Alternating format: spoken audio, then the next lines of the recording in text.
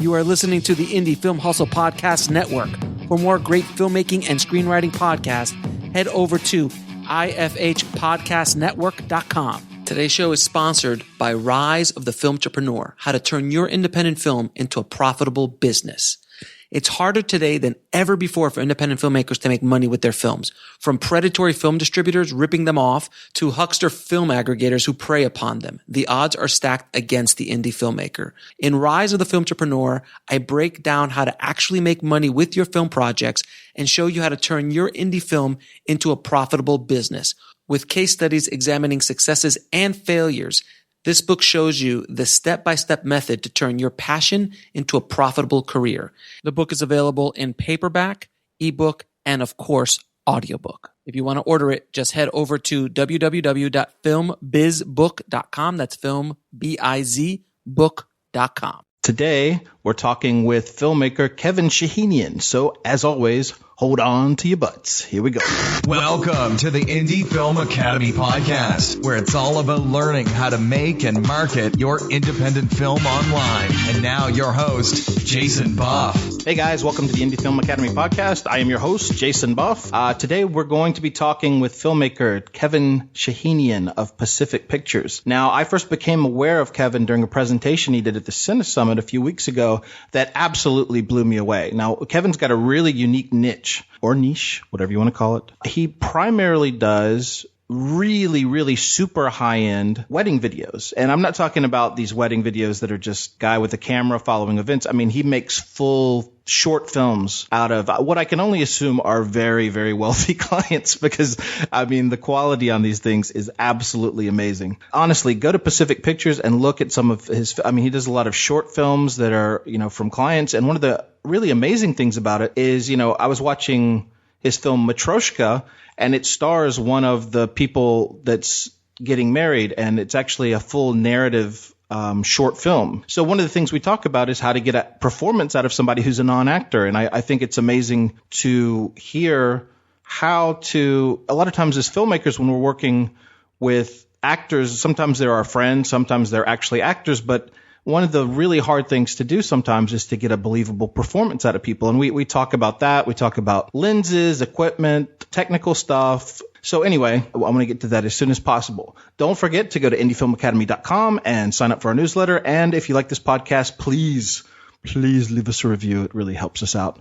Okay, let me go ahead and get to the interview. And here we go. I was wondering if you could take us through your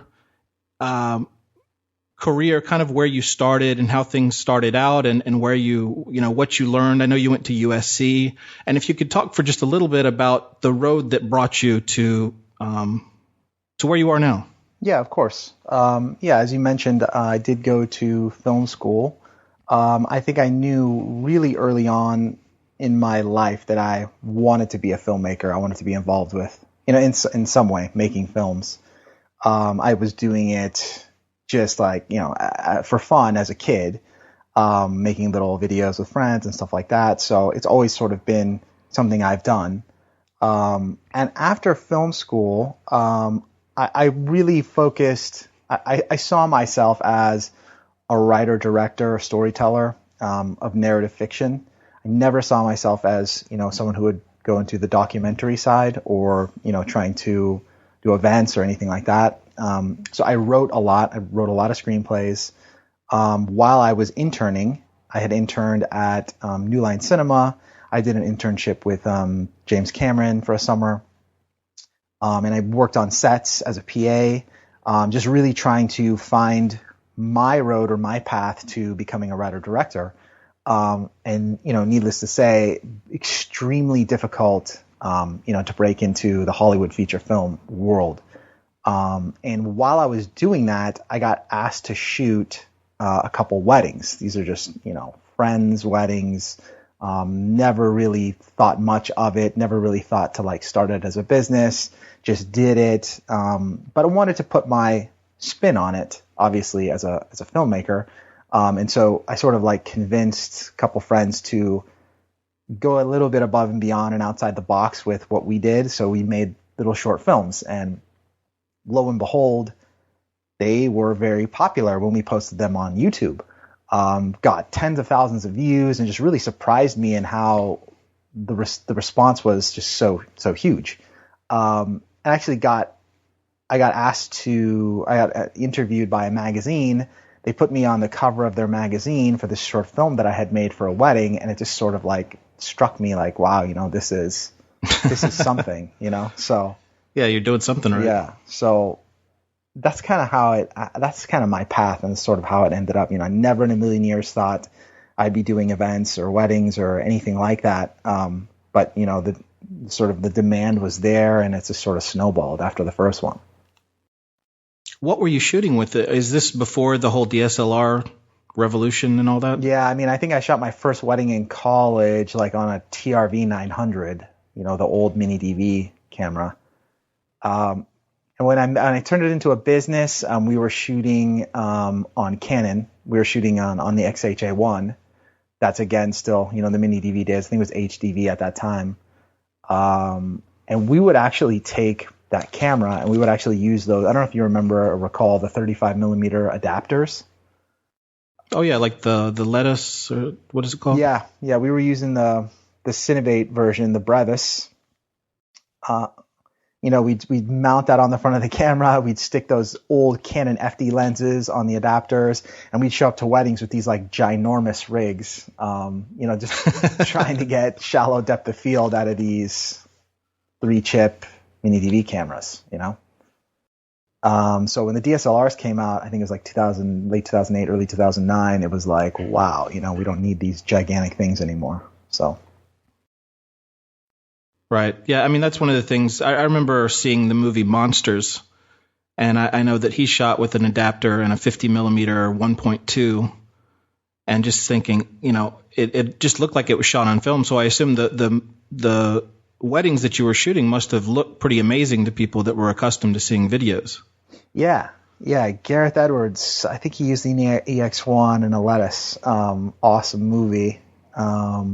Yeah, so we were trying to really get that filmic look out of video, which was really revolutionary at the time. All the cliche wedding videos were just everywhere, and trying to do something really cinematic and really commercial looking was really something new at the time. Now, what were some of the things that, going back to the internships you had, and you said you worked with James Cameron, what were some of the key things that you learned during that period about filmmaking that maybe you didn't learn at USC? I learned it was really tough to actually find time behind the camera and actually be creative. I interned for James Cameron, but I think I saw him one time in like the 4 months I was there at his office in Santa Monica. It was just really tough. The New Line Cinema internship was awesome. Like, it was the production office. They took us to set as much as they possibly could. That was a lot of fun. I got to see several of the movies that were in production at the time. I got to just watch the crew dynamic, the way the directors were working with these huge stars. We went down to downtown LA. They were shooting a scene for John Q with Denzel Washington. I hope I'm not getting it wrong. I believe Nick Cassavetes directed that. And I was watching them. There was like 75 extras, and just watching, take after take and how they would work with these large crews was fascinating. But personally, like myself, being a creative person, I saw that it was going to be a long, hard road getting to be creative, like eventually getting to the creative place. And I kind of felt that the only way to continue writing and directing was to write and direct, not to hope that somebody would give me a chance to write and direct, but to actually just go do it. And so, you only get better by continuing to hone your craft and practice your art. So I found time and I found ways to continue writing and to continue to make films. And as good as I thought I was, like, out of film school, I'm like, wow, I went to film school. I have all I need. I have all the skills and tools I need to direct. I was so wrong, and learning. As each film that I made, I learned, how much more practice I needed, and how how vast the art of filmmaking really is and how many possibilities there are and how, like, I don't think anybody could ever master it. It's so complex, you know? So. Well, what are some of the biggest challenges you've had and things that you've developed over the years, things that you continue to get better at? Well, I think, complacency is really an easy thing. I mean, filmmaking is really difficult, like both physically and mentally when you're on set and you're shooting, and just, doing like 2 or 3 takes and you're saying, okay, like that's good enough, let's move on. Not having that attitude, doing something till it's to the standard or to the vision that you had before you started. That's one thing I've always sort of like tried to push, and I deal with a lot of non-actors. So like expecting a level of performance from them that you would normally not get from a non-actor, like rehearsing a lot, making sure they understand the material, making sure they're able to hit those like emotional beats of the scene or whatever they're trying to convey. There's just so much. I mean, like in some of the projects that I've done, I've had to wear a lot of hats. Right. I've had to do camera, I've had to do audio, I've had to do, just like all the post-production work sometimes. And doing that, it really helps you learn. Like it really helps you understand the challenges that, sound designers face, that editors face. And as a director, even if you want to be an editor, even if you want to be a production designer, it doesn't matter, doing all the jobs really helps you understand how the pieces fit together in a film. Now, you mentioned working with non-actors. Are there any tips that you can give for, a lot of the people that listen to this are people that are making their first film. They don't really have any budget at all. They're trying to, maybe even put their friends into acting roles and things like that. Are there any ways that you can really, take people that are non-actors or even people that are, I don't know, bad actors and actually like pull off a pretty good performance from them?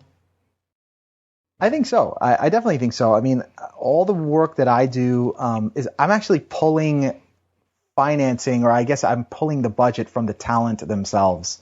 The talent in my business, the talent is hiring me to create films, and they've never acted before, but they want the experience of being in a movie.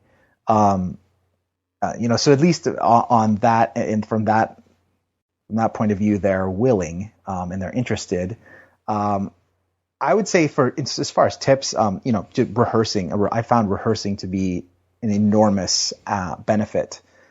Reading through the material, talking to your talent, and like asking them, it really like sort of like a method approach where you ask them, can you remember a time in your life when you felt this way? Describe that moment for me. Can you take yourself there when you're in front of the camera performing this particular scene? And I think that, once they get the material down, they've memorized it so well, they don't have to focus on the actual words. They can take themselves to that moment and, convey that emotion. You ever run into a situation where they're like really trying to act and you're just like, okay, take it down a notch or whatever, they're trying to be like the next Robert De Niro? Yeah, definitely. I mean, overacting is like the other side of it. And what I try to, I don't think you'd ever do this for a professional, although like I think David O. Russell, it's been said that he like yells at his actors off camera. When I'm dealing with the non-actors, I will sometimes, whether it's unprofessional or not, like I will like call out direction, like while the camera's rolling. And that helps that sometimes, I'll just be like, hey, like look down, or like, do that one line again, or look this way or whatever. I also have another little trick, where I actually roll the camera and I don't say action right away. Right. I actually I'll pretend like I'm doing something, and for like 20, 30 seconds, and then I'll say, okay, ready, okay, action. And then at the end of the scene, I won't say cut. I'll just leave it. I'll just let it linger for another 30 seconds. And it's those in-between moments for the non-actors, those moments actually are extremely authentic, and they're not self-aware at all. You can almost see it click when you say action. They like their whole body language changes, and they're like they stiffen up, and it's like, okay, now I'm on camera. So when they don't realize they're on camera, they're not as self-conscious, and it's sometimes some of the best acting they do. And those are just little looks and little like cutaways you can use. Actually, a lot of those end up in the final product for me. Okay. Now, this is kind of a broad question, but can you talk about what goes into, like, what is the main preparation that you have to do before you start shooting a scene? That might be a little too broad. You mean like the day of, or like the day of? I wanted to get more into the bones of actually putting together a shoot. You know what, or maybe it would be better to talk about what goes into a project. Like, how does when a client comes to you, how does the process develop, and how do you create a screenplay? Do you create a script of what's going to go on? How do you deal with? I mean, especially if you're working with a very minimal crew, how do you do locations? How do you figure out lighting? It's a very vague kind of answer, but I was kind of hoping to get kind of an overview of how do you work. Yeah, of course. Well, so first step, I'll get contacted. Someone's interested. Basically, my questions become, what is your budget? What are you looking to create? And from there, I'm off and running. I think budget is the number one. I need to understand like what the budget is. I mean, if it's a small budget, that determines script, that determines locations, that determines what we can do. If it's a decent budget, then I sort of have more freedom. And I know that's not a very good, like, you don't want to always write with budget in mind. However, in my particular case, I almost have to. And a producer once told me, don't worry about how we're going to execute what you write. Write with nothing in mind but your creative vision, and we'll worry about how we're going to execute that later. And if we have to compromise, we will. That's kind of good advice for a writer, but not great advice for a writer, director, producer. You know what I mean? Right. So, we are always going to be limited. It doesn't matter who you are. Even the big budget Hollywood guys have limitations. So understanding those is step one. From there, I talk to the client. I try to understand what their goals are, and always sort of distill things down to one very simple, basic idea, or a theme, if you will. We do two types of films. We do the standalone scripted narrative, and then we also do like documentary with some fiction narrative intermixed in there.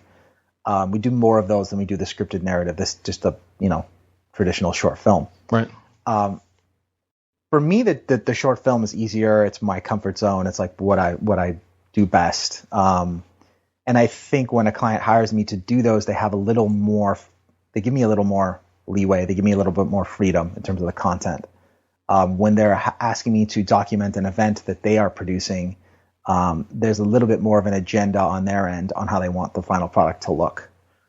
So when it comes to, producing, I first of all, I will try to pick, like, determine a length. Like, we're going to make a 10-minute film. We're going to make an 8-minute film. We're going to make a 20-minute film. Based on budget. And then from there, sort of, a lot of times the locations are actually determined by where the event is taking place. We do a lot of overseas shoots. Well, for the sake of doing, if we can focus for primarily on the ones that are creating a narrative and doing more of like a dramatic short, just for the sake of time, because I want to focus on that a little bit, because I think there's a lot that filmmakers can take from that. Your approach to screenwriting, your approach to camera movement, and that sort of thing. So, would it be okay if we focus on that first? Yeah, of course. Okay. So for me, location is a character almost. I love sort of bringing different locations in as sort of like characters themselves. I've done a lot of scripted narratives in like very exotic foreign destinations. I've actually done a lot of scripted narratives in foreign languages. One of my first was one that we did in Sweden, and the whole thing was in Swedish. I will write in English. Usually the clients or the actors speak both languages, and they end up translating everything. So when it comes to really like writing the script and deciding what the story is going to be, it's really like I said, a very simple idea usually it's based on a true story in my case. And some of my favorite movies of the last 10 years are based on true stories, like Zero Dark 30, Captain Phillips. We just had American Sniper. Like, all of these movies are amazing, and they're all based on true stories. And that's actually have been a big lesson for me. Is authenticity lost in creativity? Like, can we celebrate a historical fact and be extremely creative in its depiction, and even bring more authenticity to that historical moment? So in terms of approach, it's been challenging because like I said, it's a lot of exotic destinations. I'll have to do a lot of producing, location scouting, things of that nature remotely. I'll actually have to do them like online. I'll have to have, a lot of times clients' family will live, locally, and they'll send me photos. We'll just have, we'll have to determine all that stuff. I'll usually plan like a 2 or 3 day, of pre-production when we arrive before we start shooting, so that I can finalize the locations. A lot of times I'll end up auditioning actors over Skype, and then, meeting them in person, picking like the top 2 for a given role, and then meeting them and talking to them, and then deciding once we're there, almost like a couple of days before we start shooting. So it's a lot of guerrilla style, run and gun, lots of like on location. I don't build any sets. Right. Most of the lighting is natural light. Shooting a lot of live events, I've learned very quickly how to exploit natural light, how to stage a scene with the windows in a room to make it look as cinematic as possible without adding a whole ton of lighting. The DSLRs have been huge in, allowing natural light settings to look more cinematic. I remember in the old adapter days having to bring in a couple Kinos and a couple, like 650s and 1000 watts for even small rooms, just to make them look decent. So not a whole ton of added lighting. Sometimes we will, most of the time not. Camera movement and in coverage, that's really like an artistic choice. There's no right or wrong, really. I've just studied Hollywood movies. I've watched so many movies. I try to watch movies several times, and like in subsequent viewings, I'll turn off the soundtrack. I'll just watch the visuals. I think that's a good way to kind of like learn and understand how you're responding to a given scene in a film. Do you have any favorites in particular you can mention? Yeah, I mean, I love watching Scorsese films with the sound off. Oh yeah. There's so many like whip pans and like fluid masters and just crazy stuff that you don't necessarily pick up on when you're immersed in the story, and that's a good thing. I think the greatest directors understand that they can do crazy camera moves anytime they want, but actually don't do them and dial themselves back because they know it will be distracting. Right. To me, that's talent. Chris Nolan, Sam Mendes is another. Like watching like American Beauty, Road to Perdition. He's a theater director, so his compositions and how he worked with Conrad Hall is stunning, and lots of just locked off camera. And just the way he composed his frames was really a lesson for me. And I love watching Sam Mendes films with the soundtrack off. And like I said, Chris Nolan, he's a very reserved in terms of camera movement. And on the other side of that, there's Alfonso Cuarón, who does 20-minute takes. There's like the opening shot of Gravity was, I think it was like 16, 17 minutes. But he does them in such a way where they're not calling attention to themselves, and it serves the story. So I think like what I try to ask myself is, when I'm placing the camera and if I'm deciding whether to move it or not, is this serving the story? And am I, as a director, getting in the way of the story? Am I going to distract my audience with how I'm shooting this? Right. Now, if we can focus for 1 second, actually, I could spend all day talking about camera movement, but I want to try and get to a couple of topics here. You were talking about lighting, and one of the things that's really striking about all your videos is how beautiful the lighting is on everything. And I just wanted to discuss that for a little bit. For example, I was watching Matroshka, and there's a scene where there's a lot of scenes that take place in the airport at the beginning and then in the cab, and a lot of it's shot outside. Now, in that situation, are you just what would happen, for example, if there was like a bright sunlight during, if the sun was coming down, if the light during the day was ugly, would you just like pick another day to shoot, or would you like try to figure out some way to work around it? Or how do you work when the light outside isn't that nice? Do you just try to find the right times of day? Yeah, definitely. We lucked out big time in Moscow. It was overcast almost the entire time we were there. So that wasn't as big of a problem. I definitely planned the exteriors at particular times of day, knowing that we'd have much softer light in the morning and the late afternoon. And just lucking out with really overcast weather. I mean, there was a ton of takes, just especially in the cab. There's two scenes in the car where there's just a ton of takes where the sun would just come blasting through. It's been like having to call cut or just hold for light, and then we're moving in a real car. That's another thing, like understanding why they do so much green screen rear projection. Shooting in an actual moving car is extremely challenging, especially for continuity when you're cutting between the two passengers, and maintaining whatever the background is. If there's an awesome take from 5 minutes later, in the background it's radically changed. So having to maintain continuity with lighting, and just waiting for the right conditions when you're shooting outside. That's just kind of like the name of the game.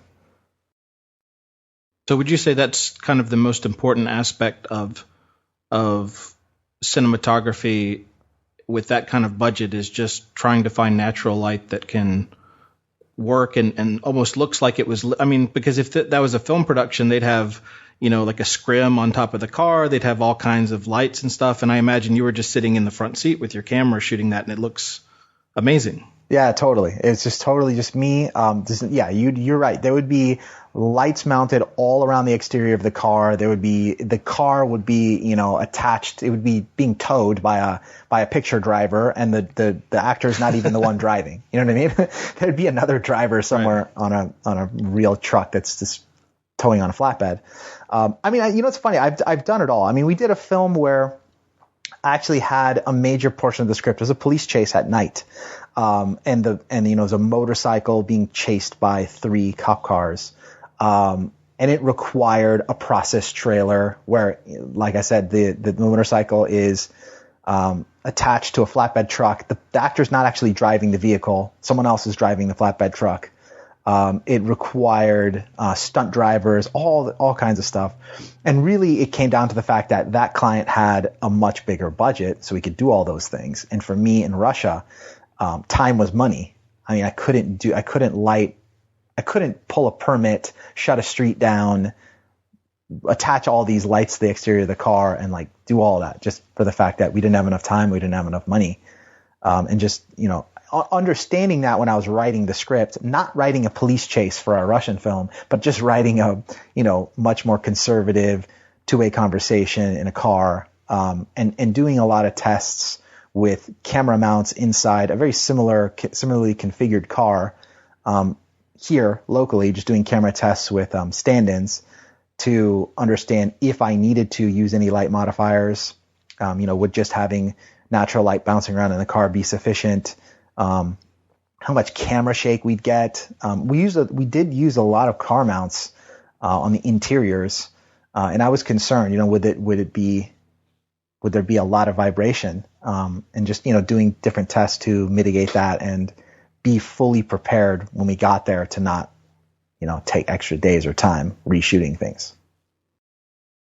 That was for the Matroshka shoot? Yeah, that was for the shoot in Russia. You're talking about? Yeah. Can you talk about kind of some of the gear that you absolutely find essential in a shoot like that when you're out on your own and you don't have a big crew with you, or even if you do have a couple of people with you, what do you find to be the most important things in terms of maybe light modifiers and even your camera kit?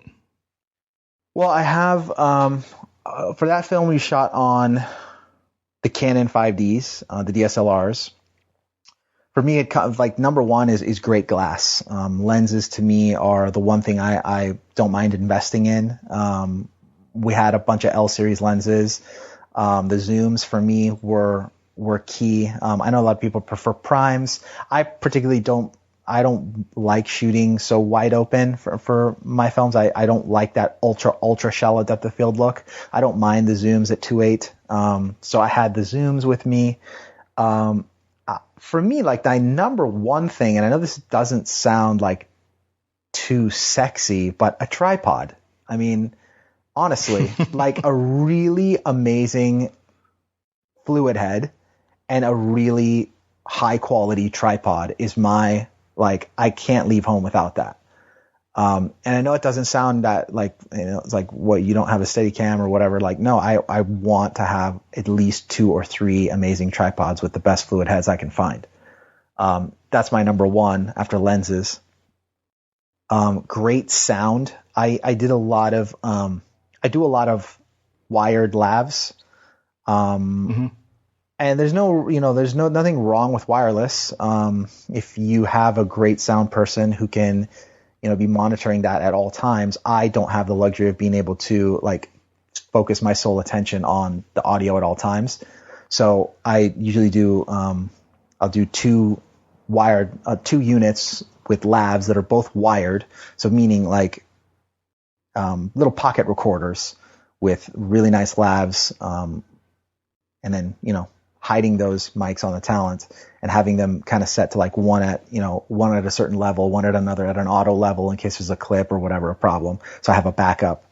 And doing my... Do you monitor that while you're shooting? No, I can't because it's wired and the talent is usually, in the car I did. In the car scenes I could because we were so close to each other.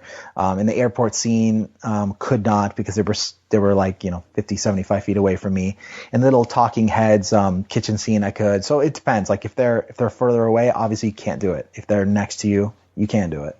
That's the one advantage of wireless. And I will often actually mic them up with wireless lavs if I know they're going to be farther away from me, just to kind of hear what they're saying, just as sort of an eavesdrop as a director.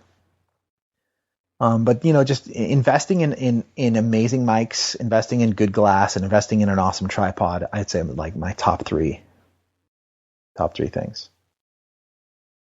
Now, let me just ask you one more question about the audio, because it's intriguing for me to think about leaving the actual recorder with the talent. Now, how do you manage? Do you just set the volume really low for that, or do you just risk blowing out the volume, or how do you set that up? So I mean, obviously having a sound person is vastly preferred. I mean, like 1,000,000 to 1. Right. Obviously, if I was to hire just one person after myself as director, DP, and wearing all those other hats, it would be on-set sound recordist, boom operator. A lot of times it's that I don't have that luxury of being able to be as conspicuous. If I'm shooting on location and I don't have a permit and I'm trying to pull like the news gathering card, I can't have a boom guy there. So I actually put a lot of faith in auto levels. I have some really high quality recorders where the auto level is actually pretty good. I'll have the actor, go through a sound test and with the other one, I will try to set an ideal level. So I'll have one that I feel is not going to clip and I feel is a perfect level. And then I have another one that's just at auto level in case there's some improv or some whatever other thing happens to be louder for that particular scene. But it's worked out. I mean, it's worked out. I would say more often than not, I would get interference on the wireless than I would a clipping or a level issue with the wired. Right. And do you get your actors to like slate for you by clapping or anything, or how do you sync it up later? I use a piece of software called Pluralize. Okay, right. Yeah, so I mean, I have very bad habits on set. I don't do any slating. I know it's terrible, and you should absolutely slate everything, but I don't. Right. Now, for people who don't have that much of a budget, are there any workarounds? Is it just absolutely essential? Could you possibly do something that's at this quality with slightly cheaper equipment, or is it just not going to come close? No, I think you could. I definitely think you could. And it's all about the content. I think once you, like that producer once told me, don't worry about how you're going to execute it. Just write with reckless abandon, write with as much creativity as possible, and worry about how you're going to execute it later. I think you can do the exact opposite sometimes. I think you can see what limitations you have, and you can write with those limitations in mind, trying to exploit them and make it seem as though you had no limitations, right? So if you only have, your two buddies as your actors, and you have access to, your apartment, and, you have a couple props, how can you exploit those assets and write a script around it to make it seem like you found those two guys, you found that apartment, and you found those things, and make it seem like you had no limitations. Right. I don't think equipment, to a certain degree, equipment is important, obviously. But when you're watching a film and once you're engaged in that bit of content, I think maybe within the first 5 or 10 seconds, is this going to be a great thing, especially in this internet age when you're watching everything on the internet and our attention spans are so short. If I'm engaged in a film, I don't care about what camera they shot on after the first 10 seconds. So, right. I think it's possible. I think you just have to understand the limitations of each piece of equipment. Personally, shooting on the DSLRs, they have a ton of limitations. Like, it's not the best camera by any means. There's a ton of better pieces of kit out there. They're obviously way more expensive, but understanding the limitations of the camera that you're using and only putting yourself in situations where the camera strengths shine, Well, talking about that, you use mainly the 50D Mark III, right? And also the C100. Yeah, the 5D and the C100, yep. What's the C100 is purely for cinematic shooting. So, is there a huge difference between shooting with those two? So the C100, in the case of the Russian film, it was maybe 3 or 4 shots with the C100. I'd say 95% of the location stuff in Russia was 5D. Mm-hmm. C100 is great for it gives you all the ergonomics of the traditional video cameras before the DSLRs came out. All the things that videographers wanted, just in terms of form factor. And different features on the camera. Of course, quality is improved. But for being a guy who's wearing all the hats and running shoots where there's 3 and 4 different cameras on a location in a moving car, for me, like the 5D, I couldn't see myself using any other camera than the 5D. I couldn't take the car apart and shoot with a process trailer. I had to stick the 5D bodies in the nooks and crannies of the car. Right. So it's actually, a huge benefit having a tiny, very small form factor camera. Are you using Magic Lantern, or are you shooting RAW with that, or is it just the regular files? No, I've experimented with Magic Lantern and RAW. The file sizes for a 5.5, 6 day shoot, for me, I didn't want such gigantic files. I didn't feel the need to shoot RAW. I was concerned with dynamic range in a lot of the interiors of the car, whether or not I'd have like really blown highlights and how much dynamic range I'd be able to get out of those shots. But it ended up working out. I did a lot of tests actually in RAW. And found that it was just not necessary for me on that film. And what, in terms of, so I'm going to go a little technical for a second, if you don't mind. When you're shooting, what are you shooting at the same aspect ratio that the final product is in? Because what is the aspect ratio that you typically shoot in, or that the video files are in? So I'm actually shooting in whatever the native 5D is. It's just 16:9, roughly 1:8:5:1. Right. More of a square. So it's a widescreen, definitely a widescreen, but it's not super widescreen. It's like a typical HD. Yeah, typical size. HD 16:9, whatever the exact aspect ratio is. I think it's 1:8:5:1, somewhere around there. And I end up matting it off and going 2:3:5:1 for the final product. So there's actual more headroom, more top and bottom that actually get matted off for the final product. And we'll actually go and reframe every single shot, just ever so slightly, and I actually mask off the screen, the monitor, so that I can remember that there's going to be less. Okay, yeah, that's what I was going to ask.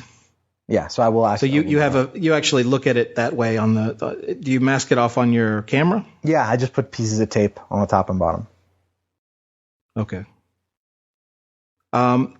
So you're just exporting the native files when you do post-production. You just export that out to your editing program. Right. Yeah. So I'm editing they're unaltered. They're whatever the 16:9 is. I'm adding the matte in post. Okay. Can you talk a little bit about some of the other? You use a lot of camera movement, so I was wondering if you could talk a little bit about some of your favorite. Call them toys for, like the jib and the Steadicam and the drones. Can you talk just a little bit about those and how you've worked with those? Yeah, sure. I think you just named my three favorites. The crane is one of my favorites. I prefer the Jimmy jibs. In a lot of our live events, we bring out the Jimmy jib to add that, little extra bit of production value. So that one shoot I did where we shot off the street and did the police chase, actually shot with one of the, I don't know what they call them. Everybody has their own name of them, like the Gemini crane or whatever, where they actually rig like a Mercedes-Benz, with a gyro and jib on the top of the Mercedes-Benz. So you can drive the car and then do jib shots on a moving car. That was like probably one of my most fun moments on set. But that's not a toy we all get to. I wish I could pull that up to every one of my events and just sit in that car and shoot from there, but not possible. So there's the Jimmy jib. The drones have been amazing. Sorry? Do you have? Are you working with an operator with stuff like this? I mean, is that something that you have to hire an operator when you rent that? Yeah, definitely. So always have the owner operator as a dedicated operator. I'm not running back and forth. There's always somebody, super experienced that he owns that jib and he knows exactly how to use it. Okay. The drones have been amazing. When I first started, drones were super expensive, super difficult to fly. You had to hire a crew. It was very expensive to pull off shots. Very difficult to pull off shots. Lots of vibration. Nowadays, with what DJI's done, it's just amazing. It's really easy to fly. They're very cheap. Being able to fly a GoPro and having that GoPro footage look decent, it's been huge. So, but it's also another tool in the bag that we don't want to overuse. Remember when like the sliders came out a couple years ago? Those little camera sliders. That mimic dolly moves. Every video had like 1 million slider shots in it. And that, it's good to understand how your gear works. It's good to understand what the resulting look is, but then, you want to justify it. You want it to be creatively motivated, dramatically motivated. You don't want to just, have 1 million drone shots for the sake of having 1 million drone shots. So I try to ask myself, like, in a feature film, where would there be an aerial, in this? I don't want to just shoot a bunch of aerials and just have them be gratuitous. The same for the jib. Right. I would say my favorite way to track would be with a glide cam. I've owned Steadicams. I've owned the Steadicam Flyer. I've played with the movie. The movie's awesome. But I still prefer the glide cam. And only for the fact that it's, for me and my habits, it's fast. It's the fastest rig to use, meaning I can throw the camera on, I can balance it, I can do my shot, I can pull the camera off and go to the next setup. it's got its limitations. It's not the best in terms of like what you can pull off. But for me and the speed that I need in how I work, it's been the best in terms of allowing me to be fast. Do you typically try to keep a pretty small aperture for shooting with that, so you keep everything in focus? Yeah, I do. I would say, I don't say like, oh, I need to keep it between this f-stop and that f-stop, but I probably would never go below, a 2.8. I wouldn't go with the prime and shoot at 1.2 for a glide cam shot. Okay. Now with the drone, when you get the footage from it's always the GoPro, right? That's what you use? Yeah, I've done a couple shoots where with the bigger drones with the 5D. Right. Mostly GoPro. Okay. Is the footage from that as steady as what you are showing, or do you have to go through in post and do like a tracking so that it steadies out? It's pretty steady. There's a lot of rolling shutter here and there, and obviously those are unusable. Those are unusable shots. It's fairly steady. I think, having to do like warp stabilizer and different things like that, that's great and it helps, but a lot of times it's noticeable. The way that what it's doing to the shot to me is, it's steady, but then it's like, it's weird. Like it moves in a weird way in the corners and different things like that. So I try to just get it right in camera. What rig are you using for that? We personally own a Phantom 2, with the H3 3D, the Zenmuse, the DJI gimbal. Okay.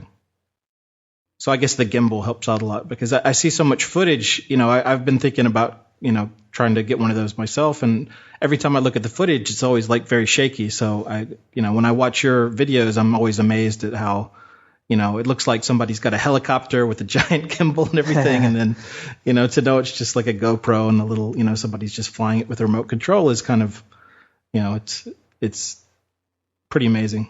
Yeah, I think what they've done is pretty fascinating. I did a lot of practice, just getting pricing from different crews and I've done it all. Like I've done Cineflex rigs on full-size helicopters all the way down to the old traditional like single rotor RC helicopters, like way before the quadcopters.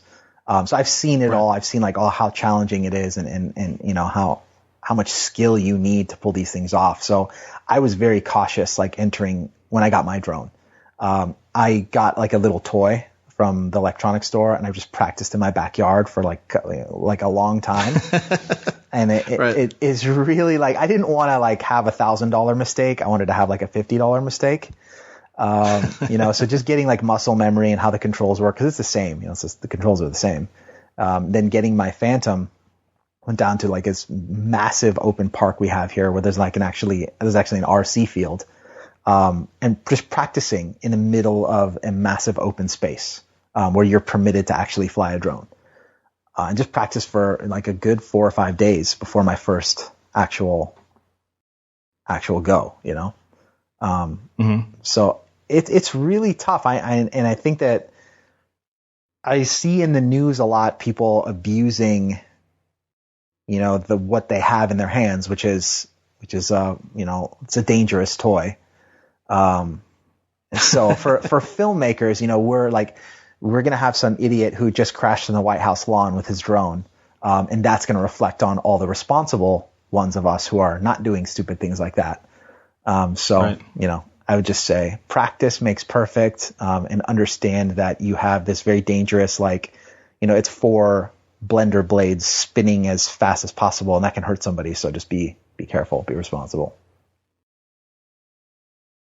Okay. Now moving into, walking down through the process, moving into post-production, can you talk about your process of editing and also grading, and what kind of, what people need to learn in order to get the results that you have? If they're doing, I'm imagining it's one person or a couple of people doing the whole process. Yeah, sure. So post-production, really, it's been said that editing is the final phase of writing the script, and that's so true. There's not a ton, but there's a lot of rewriting in the editing room, especially when you're dealing with lots of on-location guerrilla filmmaking with non-actors. Obviously, you know, there's a ton that's just going to be thrown at you that you never anticipated. You're going to get good and bad performances, so you have to be totally fluid in your ability to rewrite your script. And I think that's probably one of the most creative parts of the process. You know, writing is very easy because it's just you and your ideas, and you're just putting them on paper.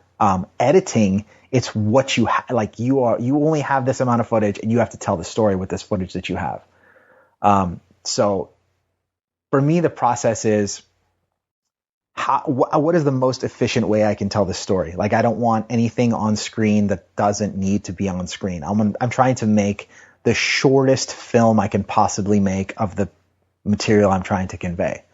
So making the scenes as short as they possibly can be is one of my goals in editing, and telling the story the most effective way I possibly can. You know, if I have to restructure the screenplay, if I have to do more of an experimental narrative, I will.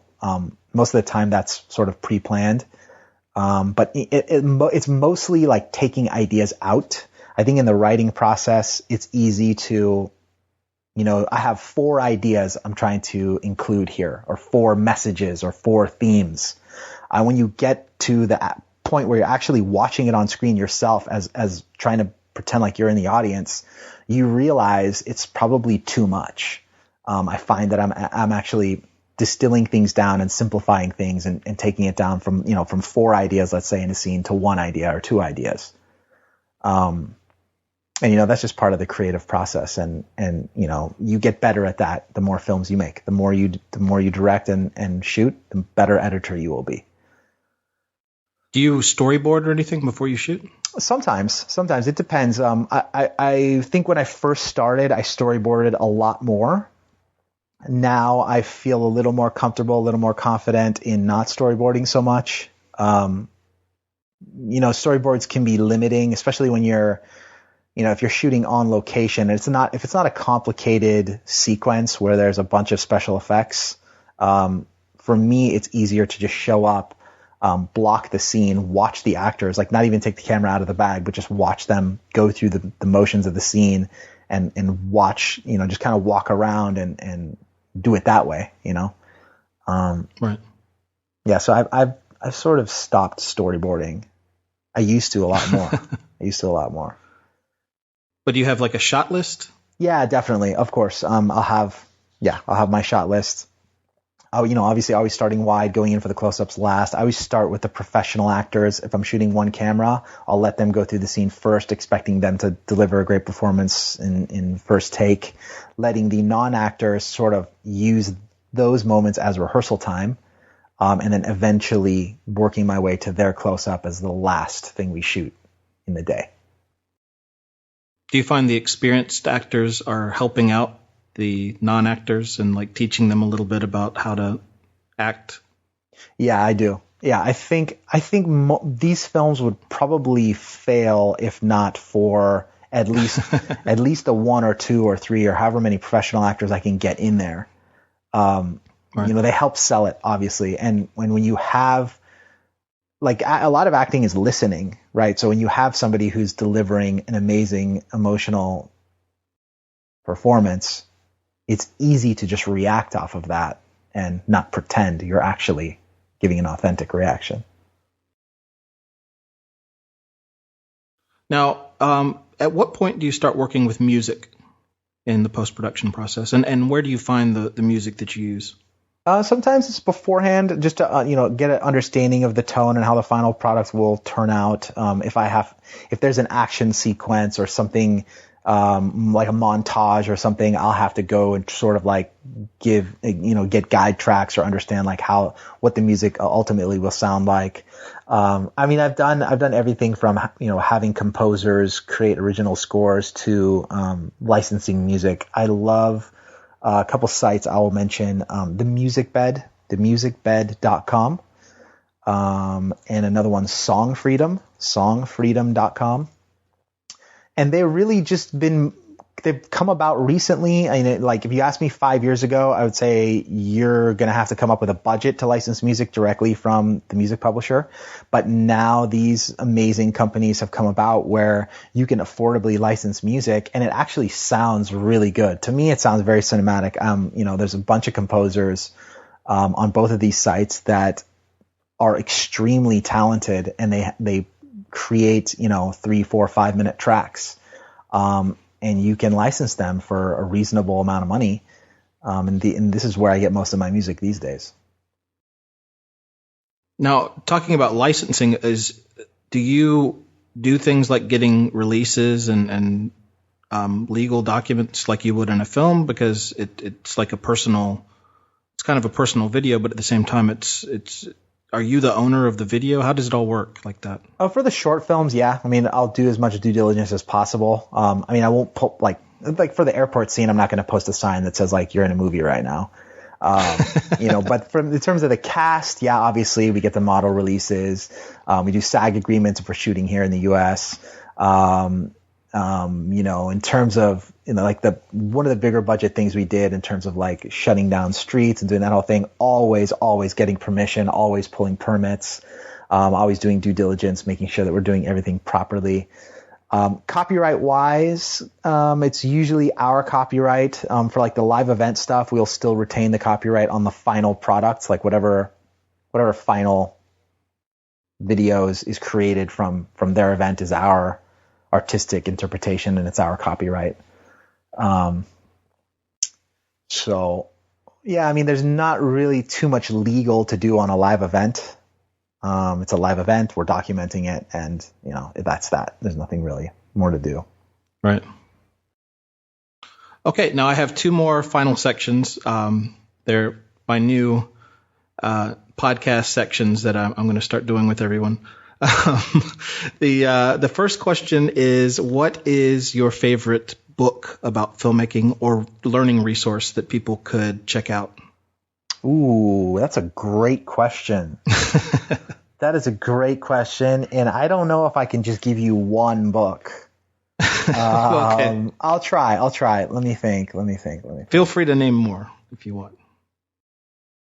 Well, I'll say the one that stands out for me was one that one of my professors wrote, and it's called, and it sucks that I'm saying this because it's going to be really hard to find, but it's called Screenwriting from the Soul. And it was written by Richard Krevlin. He's my screenwriting professor from film school. And I don't know that it's easy to find that book. So I'll name another one. And that's going to be, I'm going to say The Power of Myth. That's the Joseph Campbell book. And that will be very easy to find. And Joseph Campbell talked all about storytelling, and that always, his stuff really stuck with me. Okay, now the next section is the time machine. If you could go back in time and find yourself when you were maybe, 18, 19, 20, what advice would you have to give to yourself as somebody who wanted to work in the film industry? Oh, wow, that's a great question as well. Thanks. These are, okay, wow, let me think about that. What would I tell myself? I'd probably tell myself, stop screwing around. Don't be too distracted with too many extracurricular activities, and focus. I think that's probably what everybody would tell their 18-year-old self. I would say, just don't ask for permission. Don't get permission to do your work, do your art, do your craft. Just do it. Don't ask, don't look for somebody to give you the green light and say, here's money, go make your movie. Just do it. Find a way to do it yourself. That's the only way you're going to get better. And expecting to be given permission is an unrealistic expectation, because there's so many people wanting to do this thing. It's, just go do it. Well, great. That's about all the questions. Is there anything that you have coming up, any workshops or anything that you are, promoting or want to plug? Well, I am speaking at a conference coming up in a few weeks. It's called WPPI. It's Wedding Portrait Photographers International. So they just added a filmmaking track last year. So it's for live event and wedding videographers and photographers who want to, understand more cinematic way, more ways to create cinematic films. And I'm speaking at that, and I think it's WPP. It's probably WPPI.com if you want to learn more about that. Okay. Well, Kevin, I really appreciate your time, man, and I've definitely learned a lot of stuff. Thanks for joining us here, and I really appreciate it. All right, Jason. Thank you for having me. All right. I want to thank our guest, Kevin Shahinian, for coming on. One thing I did after our interview was I emailed Kevin and I asked him if he could give me a list of some of the gear that he used. So if you go to the podcast page on the indiefilmacademy.com, you will see all the gear that he uses for audio and some of the other things that we discussed in the podcast, like the drones and some of the model numbers. So if you're interested in buying that or just learning more about it, you can go to indiefilmacademy.com and there's links and everything. So that's it for today, guys. Thanks a lot for joining us. We're going to try to put out a podcast every Tuesday. If you have any suggestions, anybody that you think might be a good guest or a topic that you want us to cover, feel free to send me a message on Twitter or an email or Facebook and just let us know what you want to hear or what we can do to make your life easier as a filmmaker. Thanks for listening, and we'll be back next Tuesday with a new episode. Thanks for listening to the Indie Film Academy podcast. Don't forget to join our newsletter for more tips and tricks on how to make and market your film online. Go to www.indiefilmacademy.com.